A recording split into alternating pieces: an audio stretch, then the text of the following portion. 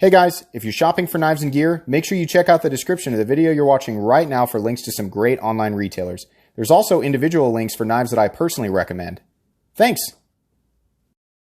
What's going on YouTube? Metal Complex here, and today I've got another interesting knife review slash knife overview to share with you guys. This is the Reate K2 Collector in blue fat carbon fiber. Very, very cool. I'm going to be linking Reate knives in general right down in the description so you guys can go see what all Reate has to offer. If you don't know, I'm a big fan of Reate. They absolutely bring incredible manufacturing quality to the table when it comes to knives, and I've made many purchases, many different Reates, absolutely.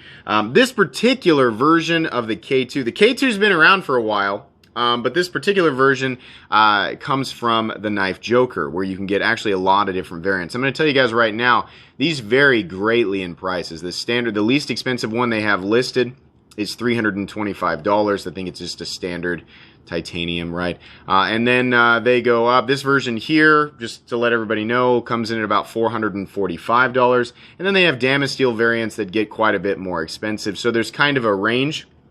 So I'm going to be talking about this guy, and then I'll also, my review will kind of be based around, the K2 in general, and whether or not the base price I think is worth it for the base version of the knife. So thanks so much to @KyleRoberts610 for sending this guy in. It's because of people like Kyle that I'm able to bring you guys daily knife content, so give him a follow. It's also because of my generous patrons. Thanks so much for supporting me right now. If you're enjoying the daily knife content on this channel and you'd like to support me and get your hands on some cool stickers and other benefits, there's a link for my Patreon right down in the description. Your support means the world to me. And please follow me on Instagram at metal_complex. All right, let's go ahead and get a measurement of this guy. This is not a small knife, not by a long shot. Overall length of the K2 coming in at about 8.75 inches overall. Blade length is just about 4. It's about 3.8 inches. Cutting edge, 3.75. Let's go ahead and do some size comparisons up against the Ontario Rat Model 1. Rat 1 is coming in at 8.6 inches overall, so you can see there, definitely a big knife. How about up against the Spyderco PM2? Spyderco PM2 is coming in at 8.3 inches overall. How about up against the Benchmade Griptilian, or in this case, the Ritter Hogue? Ritter Hogue is coming in at 8 inches overall. People always tell me, they're like, your audio keeps like fading in and out. The mic is right here, and when I do this and I look over this way and I keep talking, it sounds like the audio is fading in and out, and that's because I'm looking away from the mic.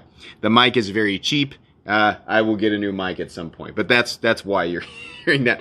How about up against the Spyderco Para 3? Let me move my mat here just a little bit. Spyderco Para 3 coming in at 7.25 inches overall. And last but not least, the Benchmade Mini Griptilian. Mini Griptilian coming in at 6.75 inches overall. How's the action on this guy? This knife is a Reate knife. It is running on bearings, and it is completely and totally fall shut. Very smooth, very controlled. This is my absolute favorite type of action.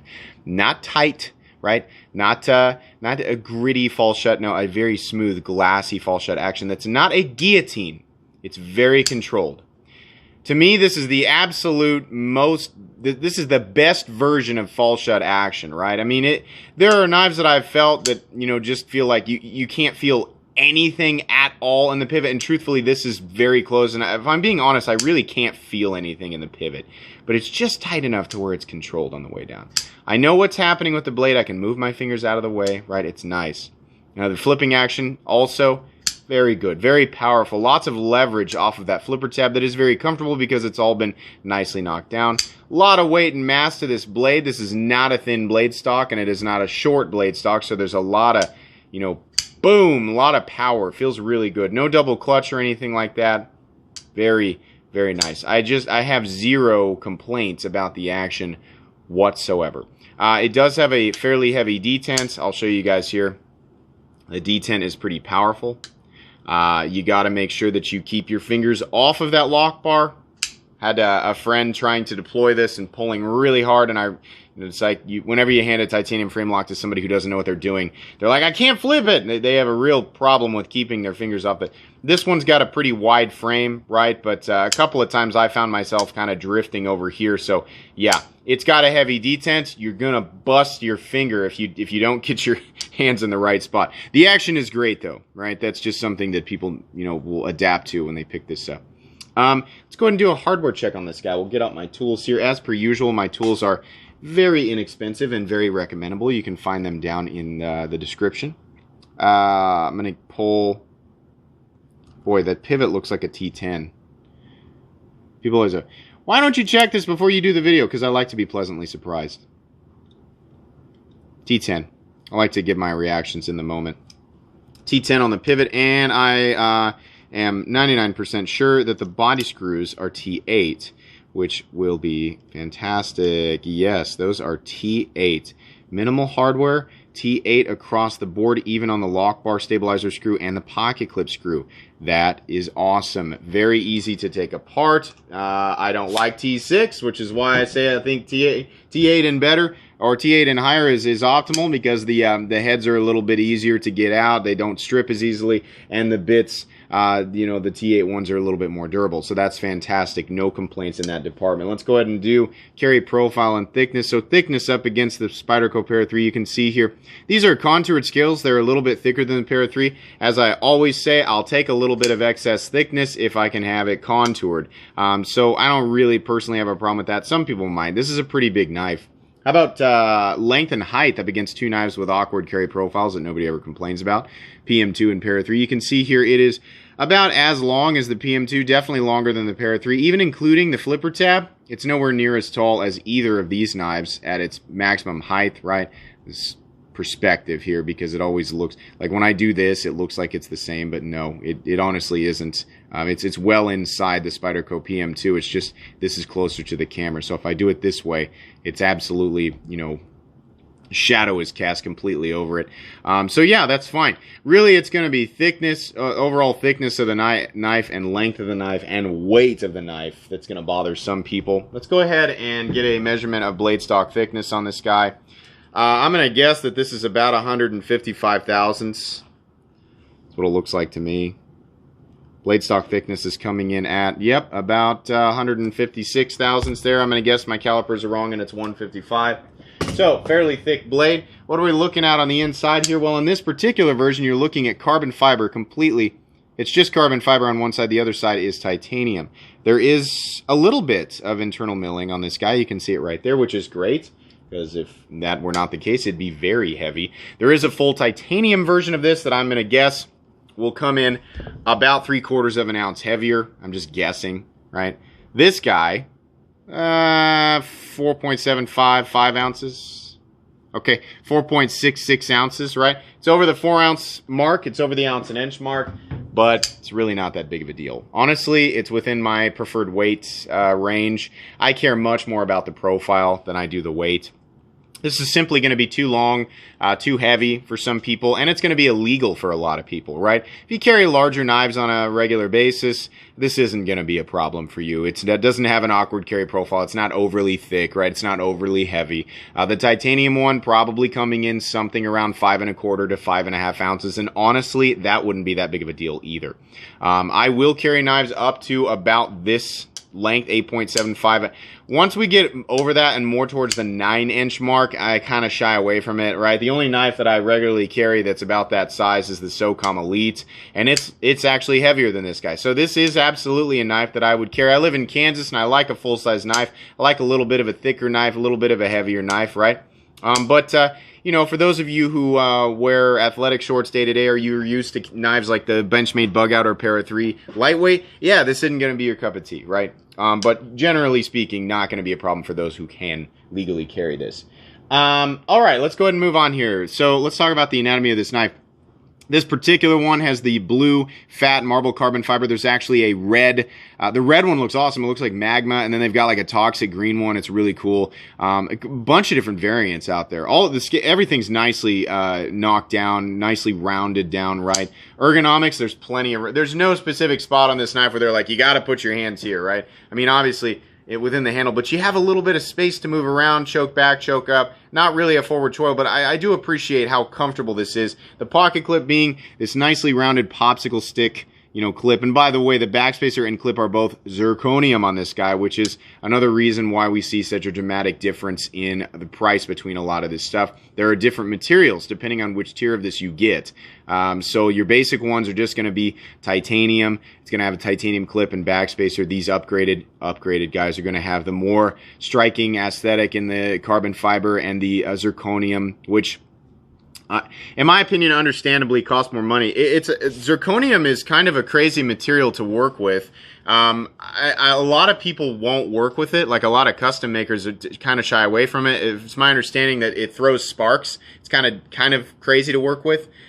So, is it a material that, will add cost to your knife? Yeah, that's what you're going to see, right? People are going to have different reasons as far as whether or not that's justified, but you are going to see that, generally speaking, when companies and knife makers use zirconium on knives. And then the really expensive versions of these knives, the ones in Damasteel, obviously that's a steel that has a lot more processes in it, and it is substantially more capable than regular Damascus. That's made with powder steels, and ends up being very similar in performance to CPM 154. And then on top of that, of course, you get the beauty and the aesthetic that comes with it. So I think there's a fairly justifiable, the differences in prices here are justifiable. This is very beautiful. You have to really like blue, right, or red or green, and then there's a couple other versions, right? Yeah, I think this looks great. The carbon fiber looks awesome. You can see like the blue kind of keeps its tint. But as you turn it, there's reflectivity in some of the carbon fiber, and it gives it this really interesting look, right? It's pretty mesmerizing to look at, honestly. I really like it. I like how the hardware looks. I love that it's so minimal, right? The blade looks excellent. This looks like the original K-Tour, the one that I remember, has sort of the Japanese sword, kind of the samurai sword look, where it's got the diamond pattern in here. This kind of does look like a folding katana. And we have the Japanese tanto, compound hollow up front and flat out near the tip. Really good looking blade shape, a blade shape that you see on a lot of different knives, but on this one, it kind of goes along with this continuous straight line, and I like that a lot. Is it perfectly straight? It is ever so slightly a trailing point tanto. You can see it just right at the end, just boop. We have a swedge up here that looks nice. We have a flat that carries out about 85% the length of the blade. Plenty of tip thickness, lots of extra robustness out here. I wouldn't worry too much about that blade snapping or anything like that. Jimping on the spine here, that's in the right place and it's not aggressive. It's a hand rub satin finish from Reate, always looking excellent. I get really frustrated when I see a hand rub satin finish and you got lines going all over the place. These are always straight. I love these when Reate does this. It's not, personally, satin finishes aren't my favorite, but if you're gonna do it, get those lines straight. Oh yeah, that's nice. It really looks nice. The only time you have lines going in different directions is when the grind changes, and that's appropriate. This is good looking. This is really well done, and it absolutely costs more money to do this versus a standard belt satin finish, right, or even a tumbling. It's definitely going to cost more money. When you look at Reate, people get confused when they look at, adjusting the back here. They look at Bestech, they look at Reate, they look at Tucson. I keep having to throw them in there, and they're like, why? If Tucson can do it for this price, why does we cost this much, and then Reate costs so much more, and it's the same materials? You are getting a different knife with Reate. You are getting a huge step up in terms of quality, overall fit and finish, even though those, like Tucson does okay. We does great, Bestech does great, but anybody who's handled a Reate or multiple Reates will tell you, yeah, it's different. It's a little bit smoother. You get the extra stuff like the hand rub satin finish. They use wild, more, I don't want to say exotic, but they use different materials, and the way that they're machined and just the attention to detail. There's a lot of little tiny things, extra things that enthusiasts appreciate, right? Is everybody going to appreciate or see value in that stuff? No, and that's perfectly fine. It's obviously something that you can make the human choice of not buying if you don't want to, but I can understand, having handled so many Wii knives, so many Reate knives, so many knives in different price ranges between $5 and $5,000 from different countries, right? Handled so much stuff. Reate's it's why I, most of the knives that I buy come from the United States, but there's a reason that I will spend hundreds of dollars on a Reate knife is because their quality is so consistent, and it is just a step up from that, $150 to $300 mark. It is kind of crazy to me that you can get this knife at a base price of $325, right? You're getting a lot of knife, a lot of quality for that, and I just really appreciate it. I like how the Reate logo looks. Back here it says M390. That's it. That's great. Doesn't have to have, a bunch of serial numbers and patent numbers and a website and crap all over it. It just looks great. You get to enjoy the blade for what it is. Behind the edge, this area here is fairly thin. Up here, it's a little thicker. I mean, it's a compound grind, right? Makes sense. The edge feels great. No issues there. Corners up here are nicely knocked down. Just, I don't have any complaints about the blade, right? I just don't. Nice sharpening choil right there. Looks great. I think the pivot looks great, very simple. We do have a lanyard loop back here for lanyard people.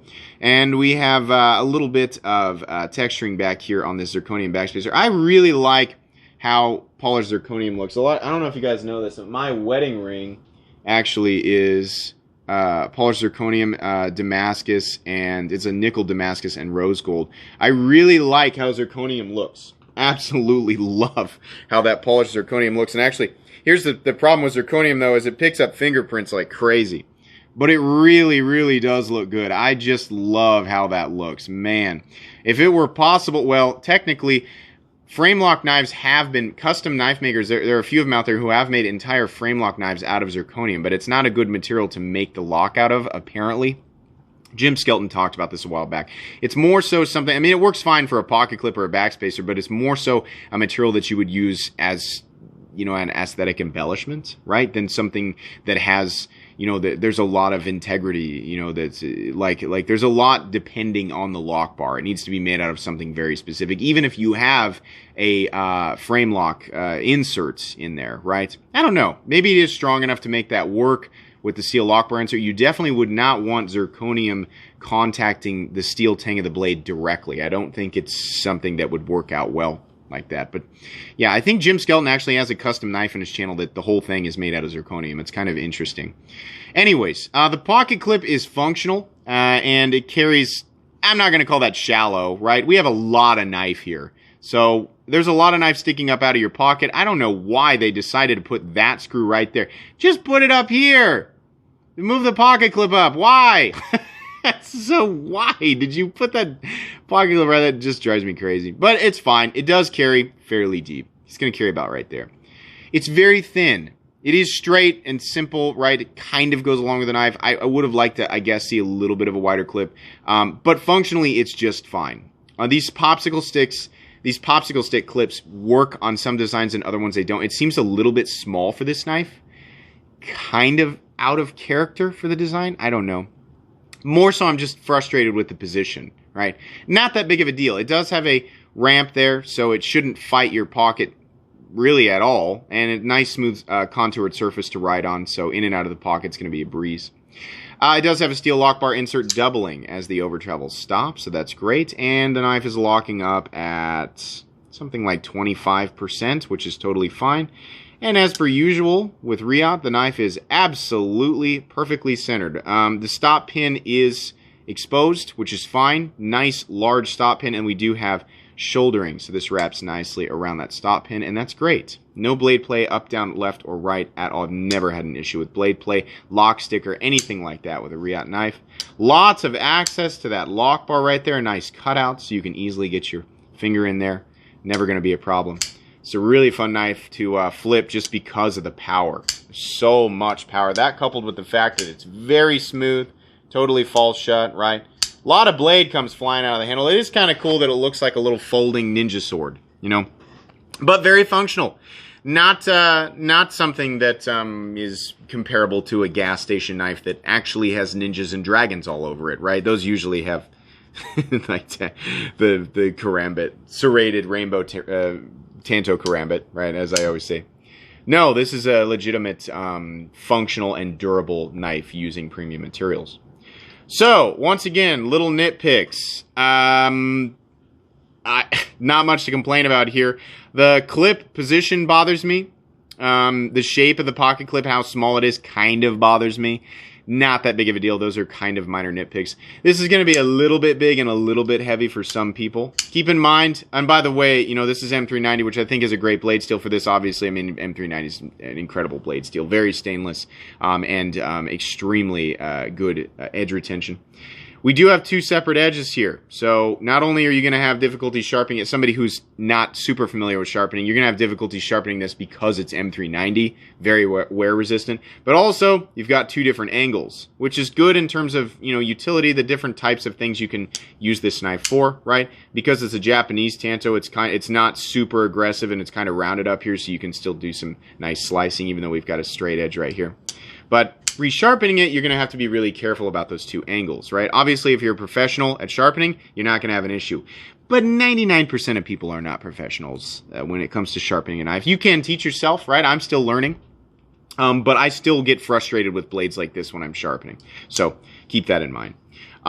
This is an excellent knife. With the base price of the K2 knives coming in at $325, that's ridiculous. For what Reate brings to the table, that's an insanely good price. You should never shy away from a Reate falling into the $300. And the Reate knives falling in between $300 and $400, those, oh my gosh, the amount of quality they bring to the table is just amazing. Yeah, you know, absolutely. The basic version of this is 100% recommendable. For these collector series versions, right, with the blue carbon fiber and the zirconium, you are going to pay basically an additional $100 or $110, $120, something like that. You're paying that much extra for the blue fat carbon fiber, the blue fat marble carbon fiber, and the zirconium, which does add a really nice aesthetic to it and does reduce the weight just a little bit. I'm going to guess probably anywhere between 3/4 of an ounce to an ounce. Truthfully, though, the full titanium on the weight on that, if it came in at 5.5 ounces, I don't know that I'd really care. I think that'd be just fine. The best version of this knife to pick up, you know, bang for your buck, is the basic version of the knife. And then these collector series, I think, you know, it's getting up there. You know, it's like, yeesh, 440. But it is Reate. You know, it is a Reate knife. And obviously, the more, you know, the more flashy versions with the damaged steel, they go up even higher than that. So, you know, as far as which version you want, you're going to have, if the aesthetic speaks to you, right, the red or the green, and you like zirconium, then yeah, I think you're going to be really happy with it. But if those things don't speak to you, just go with the basic version. Holy crap, $325 to $350. The more basic versions of these knives, absolutely, all day. You guys love this. This is really great. Makes me think of the ZT0452. I always get the 0450 and 0452 mixed up, whichever the larger one is, the Sinkovich one, right? Makes me think of that. Big and robust, but long and kind of slender in the aesthetic versus other knives that are, you know, this size. You still get that long, straight line look. And I mean, honestly, in and out of the pocket, this thing is pretty easy to carry. Not going to be fun if you're wearing fitted khakis, but if you're wearing jeans, yeah, no problem. Lots of blade to work with. Ergonomically so comfortable. Just, man, it just fills out the hand, and no hot spots anywhere. Zero hot spots on this guy. Super duper comfortable. This is awesome. If you're wondering, this particular one is probably not the one I would go with. I was attracted to the least expensive version, just the all tumbled tie and the tumbled blade, or maybe it was a satin blade. And then I was also attracted to the most expensive version, which was the titanium and Damascus. That came in at something like $500 to $550, I can't remember. Those are the ones I was attracted to. No matter which one you pick, you can't go wrong, but as far as the base version of the K2, coming in about $325, I can recommend that all day. So yes, this will be going in my most recommended knives playlist. Absolutely. Thanks again to Kyle Roberts for sending this guy along for review, and be sure to follow me on Instagram at metal_complex. Like I said, Reate knives in general will be listed down in the description so that you can check this out. Or I'm sorry, check out Reate knives in general. For these, you'll have to go to the Knife Joker. Anyways, guys, that's going to be pretty much it today. I hope you enjoyed this video. If you did, please leave a like. If you'd like to check out my other content, I do, of course, have lots of videos of knives that are either expensive or inexpensive that I do or don't like. So check those out. And if you enjoy all my content, go ahead and click on that Metal Complex logo right there and subscribe, because there's definitely more coming. Thanks again for watching, everybody, and have a great day.